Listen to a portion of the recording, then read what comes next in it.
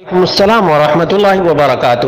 اللہ رب العالمین ہم سب کو اسی دین پر قائم رہنے کی توفیق عطا فرمائے جو دین محمد رسول اللہ صلی اللہ علیہ وسلم کے زمانے میں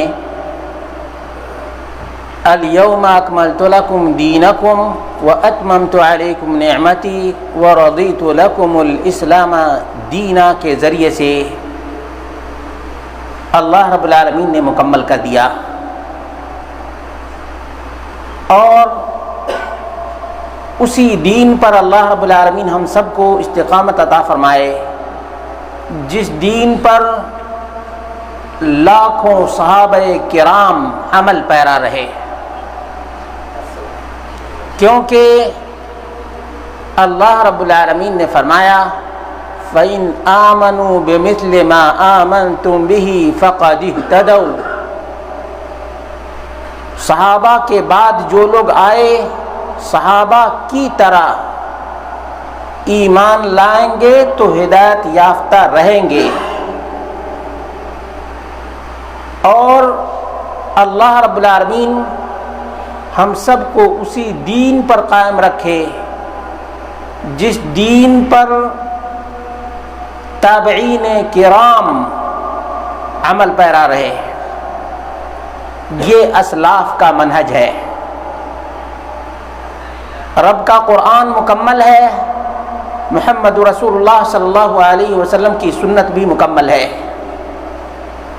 اور نبی کریم صلی اللہ علیہ وسلم کے پیغام پر صحابہ کرام نے، تابعین اعظام نے جس طرح سے عمل کیا ہے، رہتی دنیا تک کے مسلمانوں کے لیے وہی نجات کی راہ اور کامیابی کا وسیلہ ہے۔ یہ ماہ سفر ہے۔ ماہ سفر اسلامی کیلنڈر کے اعتبار سے 12 مہینوں میں سے ایک ایسا مہینہ ہے جس میں مسلمانوں کے عقائد ان تمام تر ادوار سے مختلف ہو جاتے ہیں جو قرآن و سنت پر عمل پیرا رہنے والوں کے ادوار تھے۔ یعنی نہ قرآن کی پرواہ کی جاتی ہے، نہ سنت کی پرواہ کی جاتی ہے، اور نہ صحابہ کے منہج کا خیال رکھا جاتا ہے، بلکہ اپنی طرف سے نحوست کا عقیدہ رکھا جاتا ہے کہ سفر کا مہینہ سفر نہیں بلکہ صفر ہے۔ سفر اور صفر یاد رکھے گا۔ سفر جس طرح سے دیگر ماہ ہیں اسی طرح سے ایک اسلامی مہینہ ہے جس کو سفر کہا جاتا ہے، اسی لیے اس کے ساتھ سفر المظفر لگایا جاتا ہے، یعنی ایسا مہینہ جس میں کامیابیاں ملی ہیں۔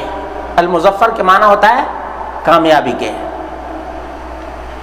بدعقیدگی کی بنیاد پر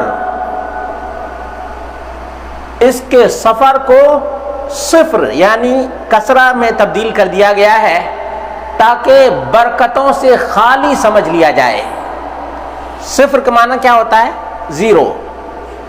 صفر کے معنی کیا ہے؟ زیرو، یعنی اس مہینے میں کوئی خیر نہیں۔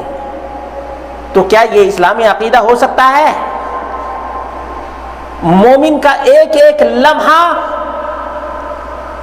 خیر کا باعث ہے، نیکی کا باعث ہے، تو پورا مہینہ اندازہ کیجئے کہ کتنے گھنٹے ہو گئے،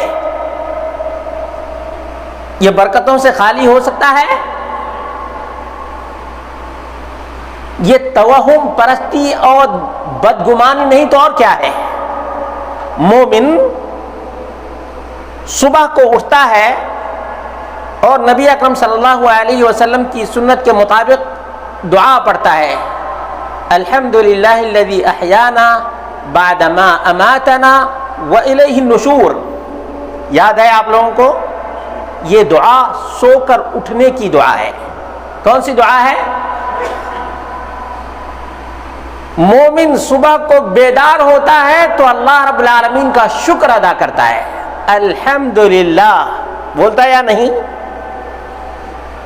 اور جو الحمدللہ بولتا ہے سفر کے مہینے کو کبھی بھی منحوس نہیں کہہ سکتا ہے، کیونکہ وہ اللہ کا شکر ادا کر رہا ہے۔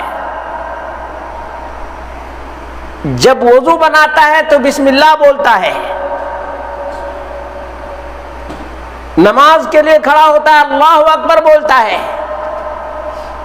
بھلا بتائیے کہ یہ سب برکتیں نہیں تو اور کیا ہے؟ نحوست کا نام و نشان ہے۔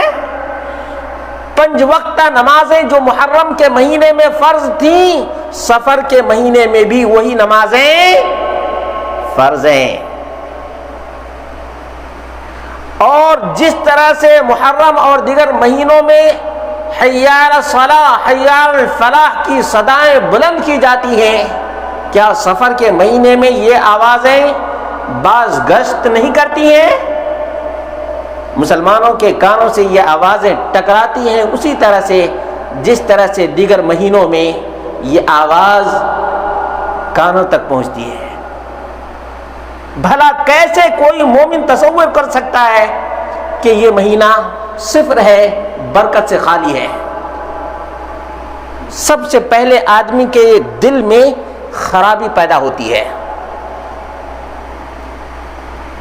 دل میں جیسے جیسے خرابی میں اضافہ ہوتا جاتا ہے اسی طرح سے اس کے اثرات بھی مرتب ہونے لگتے ہیں۔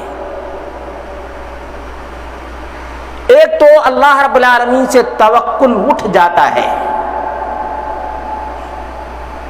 اللہ رب العالمین کی ذات بابرکات ہے۔